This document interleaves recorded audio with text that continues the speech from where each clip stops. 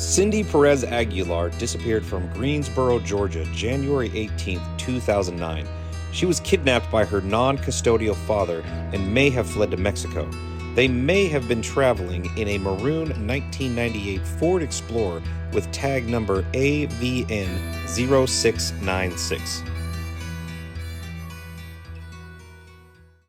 There are a ton of missing people in the state of Georgia alone, and 3 of them are right here in this general area around this lake. So besides us just blindly searching the lake looking for cars, we're also going to keep that in the back of our mind that there are 3 missing people close to this area. One of them is a little girl. She went missing when she was 3 years old, and the story goes that she was kidnapped by her father and they may have fled to Mexico, and that's the last they ever saw of it. There's obviously a lot more details to that story and all the other stories of the people I'm talking about. I'll put a link in the description down below if you guys want to read up on it. But they did go missing in a car, so if we do come across a car, we'll keep that in the back of our head that that could be their car and somehow they ended up out here in the lake. And there is one more person. He was an older gentleman and he had dementia, and he just vanished. And I don't know if he went missing in a car or if he just went walking, but we'll keep that in the back of our mind. And there's one more gentleman. It's kind of far south, but we'll just remember that there's 3 missing people in this area. So we're gonna focus on searching the whole lake. We're gonna check all the boat ramps. We're gonna spend the day out here, and if we come across something, we'll dive on it. I got Adam Brown with me as always on the Adam Brown pontoon boat. We're on the tank. On the tank. Anyways, yeah, there's a lot of boat ramps to check out here, so we're gonna try to hit them all. Should be a good day. So Adam's running his Humminbird. He's got the gigantic Humminbird Apex 16, and I've got my Garmin up there running. We got 2 sonars going at the same time, so the chances of us missing something will be slim, but no more talking. Let's just start sonar searching and tell you guys what we come across as we come across it. This is the boat ramp that we put in on, and we just searched it really good, and you can see we're looking at about 10 feet, almost 11 feet. There's a lot of fish balls out here, very sandy and muddy, but nothing jumping off even closely resembles a vehicle. I mean, you can see there's a little log right there and all these blobs everywhere. Those are fish balls. So no cars. This one is 1000% cleared, which is cool. So now we're just gonna keep on heading down this way, and we're just gonna search, and we're gonna take you guys along for the ride. We're gonna check the bridges and the boat ramps. Sounds great. You never know. We found cars under both. True. Are you gonna floor it, or are you gonna putt? So Oh, why don't you pick the thing up? Oh no. Oh.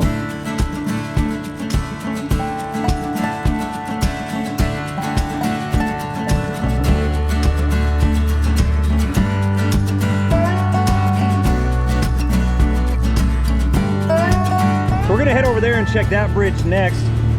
Got the chart going just in case, because we're not familiar with this lake. But you can see we're right here. There's a little shallow area over here, but all of it's saying like 5, 13. River channel's right there. Pontoon usually, you can run this thing down to 2 feet, even 1 foot if you're lucky. But I think we're gonna be fine, especially out here. Hope the rain holds off. Yeah, I really hope it don't start pouring on us. It didn't look bad. It looked like scattered. But we got the Bimini, so. You got the Bimini. I'm gonna have to come back there and watch it from a distance. Oh, we made it to the second spot of the day. Gosh, you can see people dumping their trash right here. That's so nasty. But so the water's like 12 feet, you know, a little deeper, you know, 12.3. Just started searching now, see if anything pops up. Big old wood pile right there. So right there, that's the bridge pillar. About 100 feet out. Ooh. That had me excited there for a second. Yeah, what is that? Something long. I don't know what that is. Maybe an old bridge? Oh yeah. Or like a pipe or something. Kind of what we're looking for, the right shape though. Yeah, when I first saw that, I was like, no. But then it just kept going. I was like, okay, that's not a car. Definitely deep. So while I'm sitting here staring at the sonar, let me tell you a little bit more about one of the missing people in the area. The little girl's name is Sindy Perez Aguilar, and she went missing January of 2009, right here close to where we are today in Greensboro, Georgia. Now the story goes she was allegedly abducted by her father, and it says right here in NamUs that his father, Jose, has a felony warrant out for him for kidnapping. It also says that they may have fled the country and traveled to Mexico, and they were driving in a 1998 maroon Ford Explorer with Georgia license plates AVN0696. Now, the fact that nobody has seen or heard from them since tells me that chances are they did make it to Mexico, and whatever happened to her from there is a complete mystery. She still could be alive and living a normal life, you know, or something very bad could have happened. I just don't know. I can't speculate on that. But worst case scenario, somehow that vehicle ended up in this lake, and if it did, we can come across it. And if not, well, at least now there's a video out there with her name in it that could bring some awareness to that she's missing. So maybe the right person will see this video and go, man, I seen her. And they will tell authorities, and then at least that case will be closed and nobody thinks, you know, there's a missing person still missing. So Adam, like, I don't know, you have like over 700,000 followers on Facebook. You got like over two on YouTube. And I got like a little over 4 on almost each. at 500,000, man. Yeah, so that is so a lot of people, with the reason I'm saying all this is because a lot of these videos, we literally don't find anything, but we're talking about these missing people. So that's a lot of eyes that have heard about this case for the first time. So if anything, these videos are a great awareness video to let the public know that there are, you know, there are tons of missing people, and we're focusing on 1 or 2 at the time, and the right people might actually watch this video and see one of these missing people and be able to you know, report to the police that they've been found or something like that. So that's kind of the main reason that, like, even though we don't find anybody, I mean, at least there's word to keep their story alive, because some of these cases we work on are like 50 years old. The awareness is a huge part, because someone watching could know information that they were reminded of when they saw our video. It's like, that looks just like my neighbor, you know, or something like that, and be like, oh crap.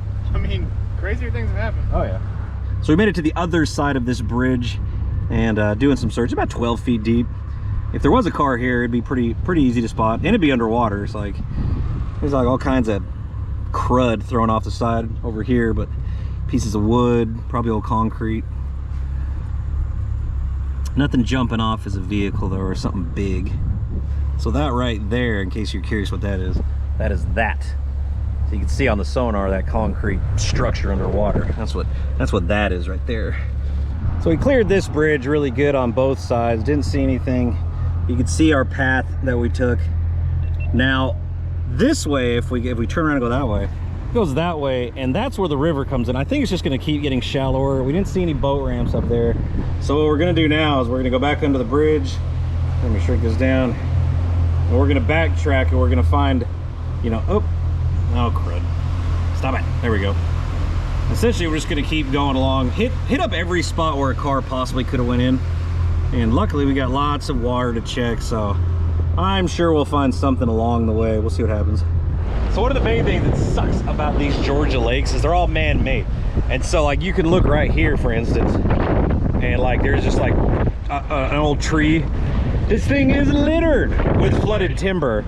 And we wasn't filming, but we just smoked Twice a tree underwater, and I was surprised we didn't break anything the second hit. The first one we were like ramped over and you could feel it. The second one hooked the dang motor. So now we're putting through here because, like, it says on the chart, you know, we're deep enough, but apparently not. Or these trees are just really tall. You might want to prepare yourself for disappointment for the day, because, like, Georgia, you know, they drain these lakes in the winter. They do, yeah. So, like, who knows how low this thing gets in the winter? So, like, all these boat ramps might be, like, all this might be, you might be able to see it all. So yeah, I mean, but I do like the concept of checking and clearing whole lakes, you know, for our peace of mind. yeah, that way if somebody's like, oh, they may be missing in Lake Oconee, be like, no, there's no cars in Lake Oconee because we searched the whole thing. It's a fresh, you know, case. Yeah.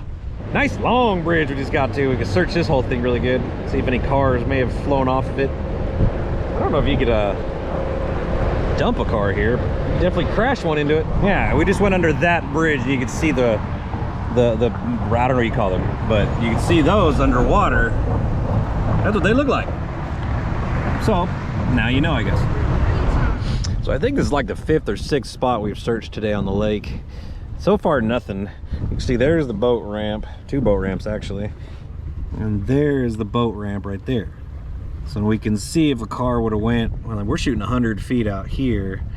Out here, you know, usually is where the car would be, pretty good ways, but there ain't nothing. So we've been out here all day, and we've been clearing pretty much this whole lake. And you know what? This lake is clean and starting to make sense. There's no big cities around it. Lots of nice houses.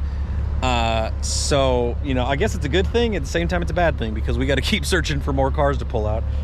But we know there's lots of cars everywhere. So by all means, if you guys by chance know where there's cars in the river that we can pull out, just let me know. Send something to Adam, send something to me, and we'll come dive on them, see what we can find. Also, missing person cases. We love to get messages about missing persons. We'd love to look into those, see if we can help out the families. But I think we're running out of daylight. We got one more boat ramp to hit up, and then we got the long track back to the truck. But let's get down to this boat ramp, see if that one's clear, and then we'll go from there. All right, we're heading back to where we parked. I mean, we're talking like, what, 6 miles, 8 miles that we went downstream? Yeah, almost 10 miles. That's crazy. And like, sure enough, this rainstorm moved in. We're getting cold. And now we're at like this section of the lake where like there's hazards everywhere, stumps, and we keep bouncing off of them. So we're going really slow, trying not to destroy the boat. But yeah, we didn't find anything. Like, I guess it's a good thing. But at the same time, like, now we move on to the next body of water and see if we can find something there. I think Clemson has our name on it. We might be going to Clemson soon. So if you guys have any spots in Clemson or surrounding areas, you know, let us know. Damn, I'm so happy. So happy because I'm all damp now and I just want to get back to my truck, turn the heater on. But that's gonna do it for today. I'm glad you guys hung out with us doing some sonar and searching this lake. But make sure you like and subscribe to the video and tell all your friends about us. But until we meet again, my name is Jeremy. I will see you guys on the next adventure. Woo-woo.